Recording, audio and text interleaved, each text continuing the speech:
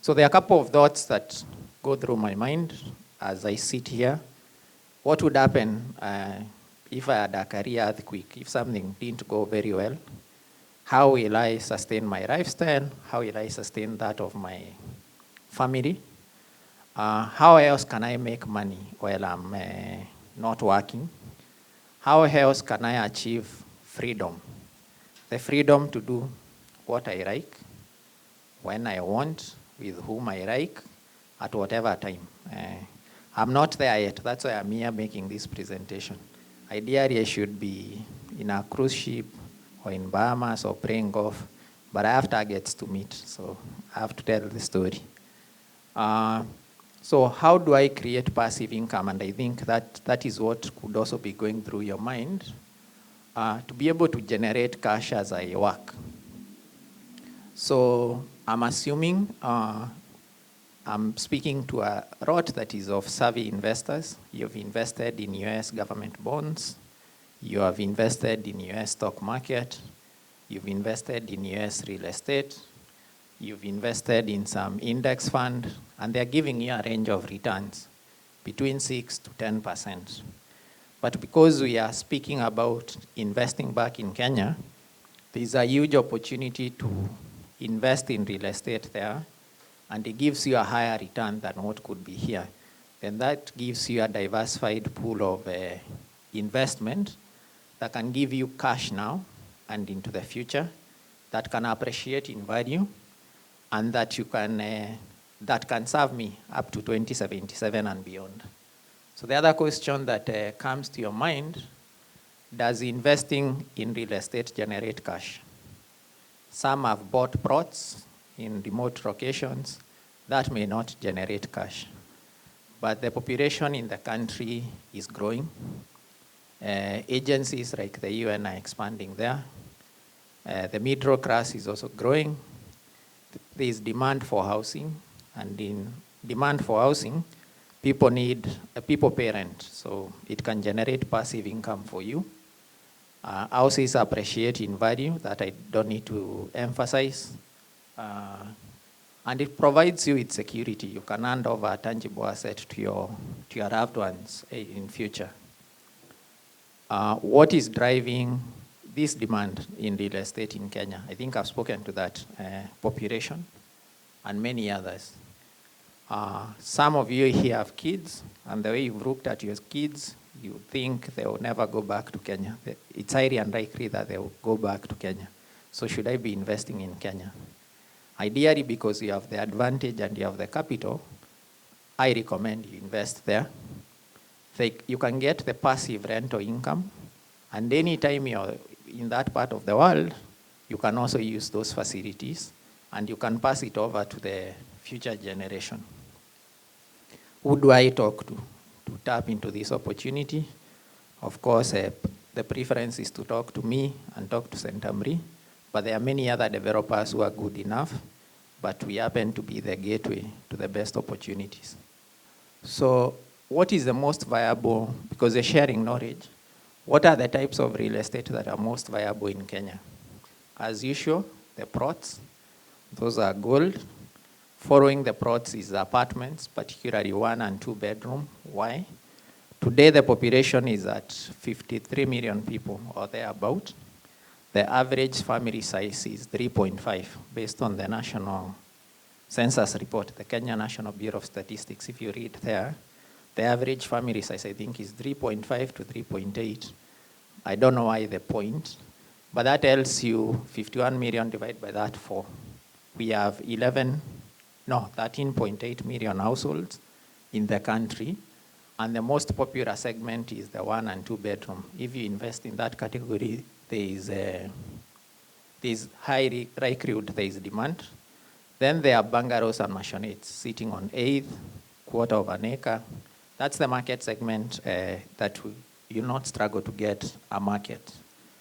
Real estate is location, as you well know, and you're well aware. There are locations where you can develop and demand far exceeds supply.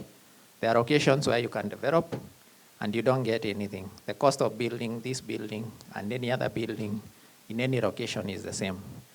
But the rent and the value is different. So as you invest back home, some of the better locations that are highly sought after, to rivers, that side of Gigiri, have a higher rental than any other location. The question is, who will rent my unit? Because we are sharing insights of investing back home. Kenyans will rent your unit.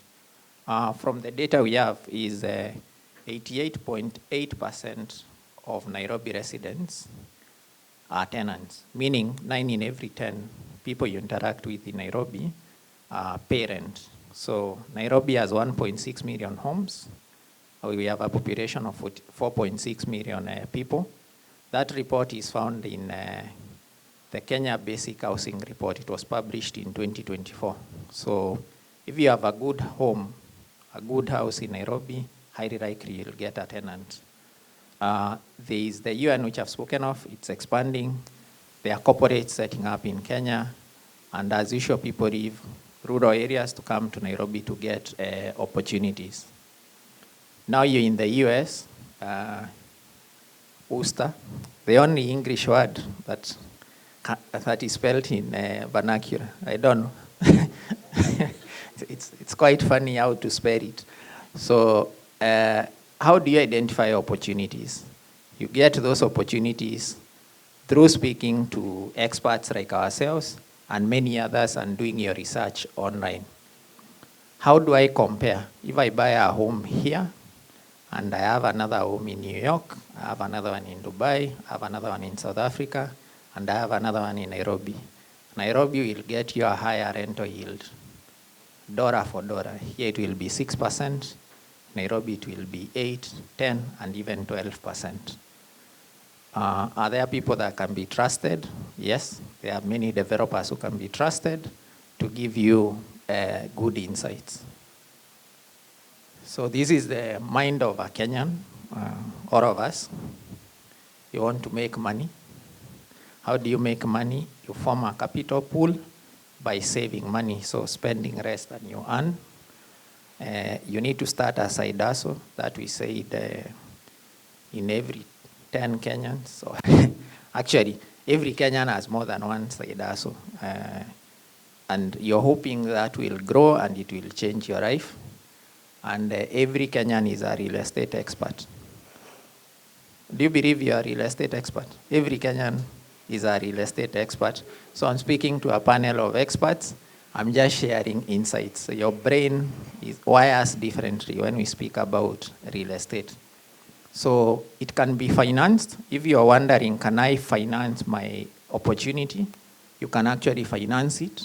We as developers, particularly Centum, we provide a payment plan that matches your cash flow. We've partnered with banks to provide you with financing, and you can actually earn your income in dollars. So some of our locations, rent is payable in dollars. Of course, in every investment, there are risks. There's a probability that you may invest and your money goes away. There's a probability that you may invest and there is no cash, there is no return. So you can avoid being scammed by working with reputable developers, working with lawyers, working with architects to validate that where you're investing is good. How do you secure investment? You don't stay in Kenya. The assets you own are registered and protected by government. The contracts you sign can be enforceable. And you can also do additional due diligence. As the developer done or have they done other projects? The factors to consider as you invest, I'm here to share knowledge. First, do detailed legal due diligence through yourself, through lawyers, through surveyors, through experts. Check on the location and ask hard questions. Where does my demand come from? Work with trusted developers and management companies. Finance, check with the various financial institutions whether the investment you're making, the return is good, and also mitigate your risk through insurance and many other ways. I want to share lessons of how to create passive income. I think south of here in New Bedford, which should be an hour from here, there's a lady born there. Her name is Hetty Green. She was one of the wealthiest Americans. She was born in 1834, and she passed on in 1916. But in 1900, she was worth $100 million.